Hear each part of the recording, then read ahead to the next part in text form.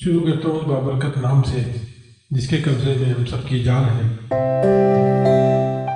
میں گھر کے قریب سے گزر رہا تھا کہ اچانک مجھے گھر کے اندر سے ایک 10 سالہ بچے کی رونے کی آواز آئی۔ آواز میں اتنا درد تھا کہ مجھے مجبوراً گھر میں داخل ہو کر معلوم کرنا پڑا کہ 10 سالہ بچہ کیوں رو رہا ہے۔ اندر داخل ہو کر میں نے دیکھا کہ ماں اپنے بیٹے کو آہستہ آہستہ مارتی اور بچے کے ساتھ خود بھی رونے لگتی۔ میں نے پوچھا، بہن کیوں بچے کو مار رہی ہو جبکہ خود بھی روتی ہو؟ اس نے جواب دیا کہ بھائی آپ کو تو معلوم ہے کہ اس کے والد اللہ کو پیارے ہو گئے ہیں اور ہم بہت غریب ہیں۔ میں لوگوں کے گھروں میں مزدوری کرتی ہوں اور اس کی پڑھائی کا مشکل سے خرچہ اٹھاتی ہوں۔ یہ نہ سمجھ اسکول روزانہ دیر سے جاتا ہے اور گھر دیر سے آتا ہے، جاتے ہوئے راستے میں کئی کھیل کود میں لگ جاتا ہے اور پڑھائی کی طرف ذرا بھی توجہ نہیں دیتا، جس کی وجہ سے روزانہ اپنی اسکول کی وردی گندی کر لیتا ہے۔ میں نے بچے اور اس کی ماں کو تھوڑا سمجھایا اور چل دیا۔ ایک دن صبح سبزی منڈی کچھ سبزی وغیرہ لینے گیا تو اچانک میری نظر کسی 10 سالہ بچے پر پڑی جو روزانہ گھر سے مار کھاتا تھا۔ کیا دیکھتا ہوں کہ وہ بچہ منڈی میں پھر رہا ہے اور جو دکاندار اپنی دکانوں کے لیے سبزی خرید کر اپنی بوریوں میں ڈالتے تو ان سے کوئی سبزی زمین پر گر جاتی اور وہ بچہ اسے فوراً اٹھا کر اپنی جھولی میں ڈال لیتا۔ میں یہ منظر دیکھ کر پریشانی میں مبتلا ہو رہا تھا کہ چکر کیا ہے۔ میں اس بچے کو دور سے دیکھنے لگا۔ جب اس کی جھولی سبزی سے بھر گئی تو سڑک کے کنارے بیٹھ کر اونچی اونچی آوازیں لگا کر اسے بیچنے لگا۔ منہ پر مٹی، گندی وردی اور آنکھوں میں نمی کے ساتھ ایسا دکاندار زندگی میں پہلی بار دیکھ رہا تھا۔ دیکھتے دیکھتے اچانک ایک آدمی اپنی دکان سے اٹھا جس کی دکان کے سامنے اس بچے نے ننھی سی دکان لگائی تھی۔ اس شخص نے آتے ہی ایک زوردار پاؤں مار کر اس ننھی سی دکان کو ایک ہی جھٹکے میں سارے سڑک پر پھیلا دیا اور بازو سے پکڑ کر اس بچے کو بھی اٹھا کر دھکا دے دیا۔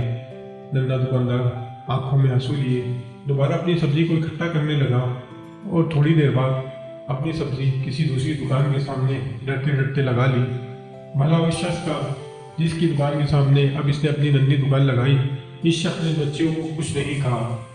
تھوڑی سی سبزی تھی، جلد ہی فروخت ہو گئی اور وہ بچہ اٹھا اور بازار میں ایک کپڑے والی دکان میں داخل ہوا اور دکاندار کو وہ پیسے دے کر دکان میں پڑا اپنا اسکول کا بیگ اٹھایا اور بنا کچھ کیے اسکول کی جانب چل دیا۔ میں بھی اس کے پیچھے پیچھے چل رہا تھا۔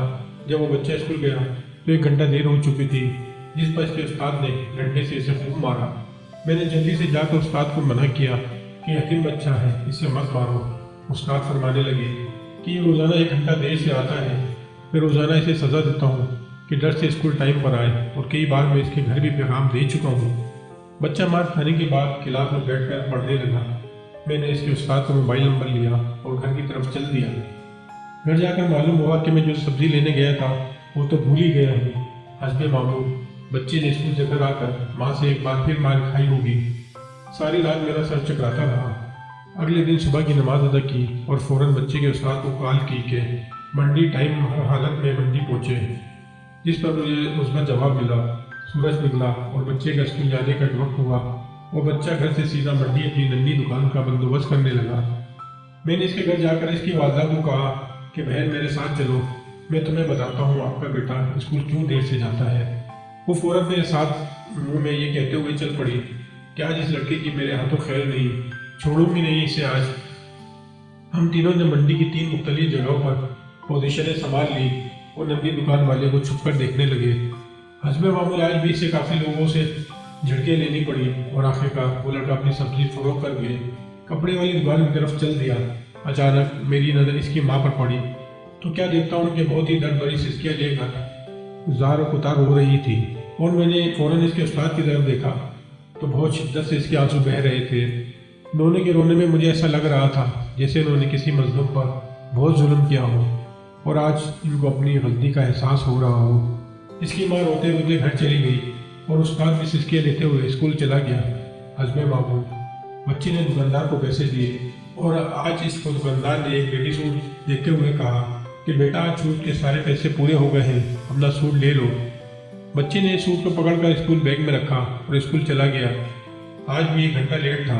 وہ سیدھا استاد کے پاس گیا اور بیگ ڈیسک پر رکھ کر مار کھانے کے لیے پوزیشن سنبھال لی اور ہاتھ آگے بڑھا دیے کہ استاد ڈنڈے سے اس کو مار لے۔ استاد کرسی سے اٹھا اور فوراً بچے کو گلے لگا کر اس قدر زور سے رویا کہ میں دیکھ کر اپنے آنسوؤں پر قابو نہ رکھ سکا۔ میں نے اپنے آپ کو سنبھالا اور آگے بڑھ کر استاد کو چپ کرایا اور بچے سے پوچھا کہ جو بیگ میں سوٹ ہے وہ کس کے لیے ہے؟ بچے نے جواب دیا کہ میری ماں امیر لوگوں کے گھروں میں مزدوری کرنے جاتی ہے اور اس کے کپڑے پھٹے ہوئے ہوتے ہیں، اس کے پاس جسم کو مکمل ڈھانپنے والا کوئی سوٹ نہیں ہے، اس لیے میں نے اپنی ماں کے لیے یہ سوٹ خریدا ہے۔ یہ سوٹ اب گھر لے کر جا کر ماں کو دو گے؟ میں نے بچے سے سوال پوچھا۔ جواب نے میرے اور استاد کے پیروں کے نیچے سے زمین نکال دی۔ بچے نے جواب دیا، انکل جی چھٹی کے بعد میں اسے درزی کو سلائی کے لیے دوں گا اور روزانہ تھوڑے تھوڑے پیسے سلائی کے لوں گا۔ اس واقعے سے آپ نے کیا سبق حاصل کیا؟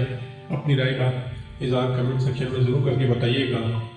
یہ سٹوری پڑھتے پڑھتے میں اپنے آپ کا ضبط نہ رکھ سکا اور زوروں کا تار ہونے لگا، کیونکہ نہ گزرا بچپن کا زمانہ یاد آ گیا اور اپنی یہ ماں کو یاد کر کے بے انتہا رویا اور دعا کی کہ اللہ میری ماں کو جنت الفردوس میں اعلیٰ مقام عطا فرمائے۔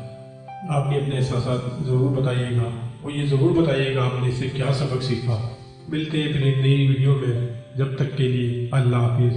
اللہ ہم سب کا حامی و ناصر ہو۔